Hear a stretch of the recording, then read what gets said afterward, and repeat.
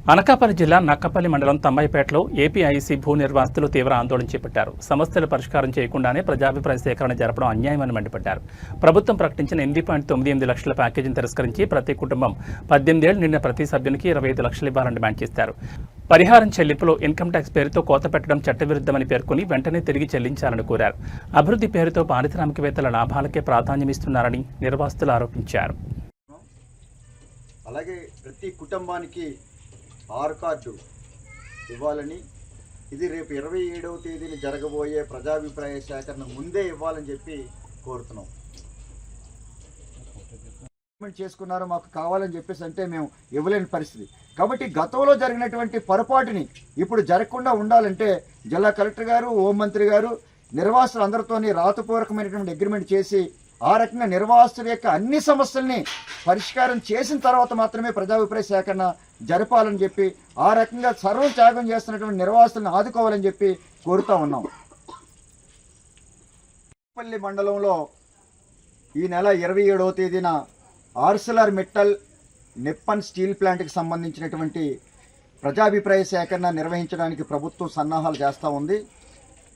అయితే మేము కోరేది ఏంటంటే, ఏదైతే Arcelor Mittal Nippon steel plant ఏర్పాటు చేయడం కోసం భూములు సేకరించారో, భూములతో పాటుగా గ్రామాలు రాజీపేట, బోయపాడు, బుచ్చిరాజపేట, చందనాడ, తమ్మిపేట, తుమ్మలపేట, పాటిమీద, మూలపర్ర ఈ గ్రామాల్లో సుమారుగా 745 కుటుంబాలని ఇక్కడి నుంచి నక్కపల్లి మండలం బోదుగాలం దగ్గరికి తరలిస్తూ ఉన్నారు. 27వ తేదీన ప్రజాభిప్రాయ సేకరణ పెట్టుకొని ఈవేళ 22వ తేదీలో ఉన్నాం. కానీ నేటికి కూడా ఈ 745 కుటుంబాలకి ప్యాకేజీ చెల్లించలేదు. అంటే 2013 భూసేకరణ చట్ట ప్రకారం అవార్డు పాస్ చేసినటువంటి 3 నుంచి 6 నెలల లోపుగా పునరావాసం, పునర్నిర్మాణం చేపట్టాలి. ఇక్కడ 2016 నవంబర్లో అవార్డు పాస్ చేశారు. కానీ నేటికి కూడా పూర్తి స్థాయిలో ప్యాకేజీ చెల్లించలేదు. వెంటనే ప్యాకేజీ చెల్లించాలని చెప్పేసి కోరుతా ఉన్నాం. నిర్వాసులందరూ కలిపి ప్యాకేజీ 25 లక్షల రూపాయలు ఇవ్వాలని చెప్పి అనేక రూపాల్లో పోరాటం చేసి జిల్లా కలెక్టర్ గారిని, ఆర్డీఓ గారిని, తహసీల్దార్ గారిని, గౌరవ హోంమంత్రి గారిని వీళ్ళందరినీ కలవడం జరిగింది. అనేక రూపాల్లో పోరాటం చేశాం. కానీ నిర్వాసుల యొక్క డిమాండ్ని కానీ, మనోభావాలను కానీ, అభిప్రాయాలను కానీ ఏమాత్రం పరిగణలోకి తీసుకోకుండా ఏకపక్షంగా నిర్ణయం తీసుకొని కేవలం 8,98,000 రూపాయలు మాత్రమే ప్యాకేజీ నిర్ణయించారు. ఈ ప్యాకేజీకి నిర్వాసులు ఎవరు కూడా అంగీకారం కాదు.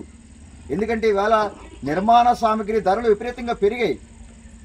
పెరిగినటువంటి ధరలకు అనుగుణంగా 25 లక్షల రూపాయలు ప్యాకేజీ ఇవ్వాలని చెప్పేసి మేము కోరుతా ఉన్నాం.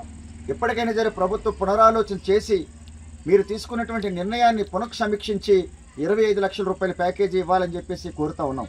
అదేవిధంగా ఈవేళ ఈ గ్రామాలు, ఈ భూములతో అనుబంధం అంతా తెంచుకొని వేరే ప్రాంతానికి తరలిపోవలసినటువంటి పరిస్థితి. సర్వం త్యాగం చేస్తున్నారు. మరి ఆ విధంగా ఎవరో పారిశ్రామికవేత్తల లాభాల కోసం సర్వం త్యాగం చేస్తున్నటువంటి ఈ నిర్వాసితులకి ప్రతి కుటుంబంలో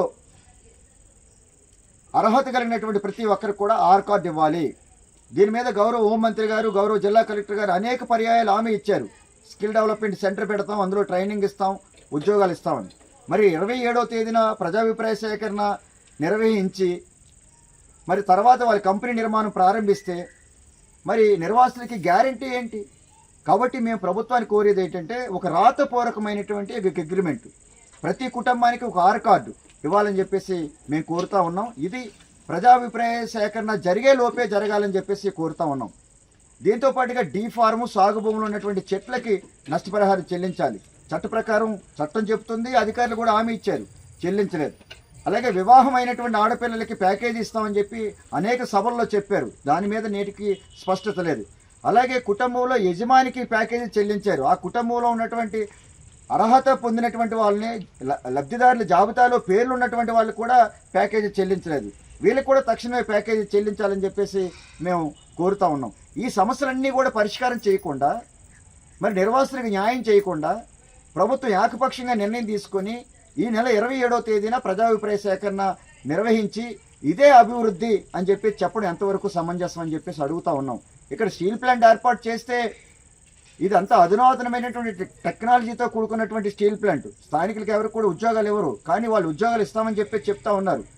కాబట్టి ఇప్పుడు వెంటనే గ్రామ సభలు జరిపి సంబంధిత అధికారులు స్టీల్ ప్లాంట్ యాజమాన్యం గ్రామాల్లో గ్రామ సభలు పెట్టి ఏ విధమైనటువంటి ఉద్యోగాలు ఇస్తారు, ఎవరికి ఇస్తారు ఉద్యోగాలు అనేది స్పష్టత ఉండాలని చెప్పి మేము కోరుతా ఉన్నాం. ఇప్పటికే భూసేకరణ జరిగినటువంటి నేపథ్యంలో సందర్భంలోనే రాతపూర్వకమైన అగ్రిమెంట్ లేకపోవడం వల్ల ఈనాటి అధికారులు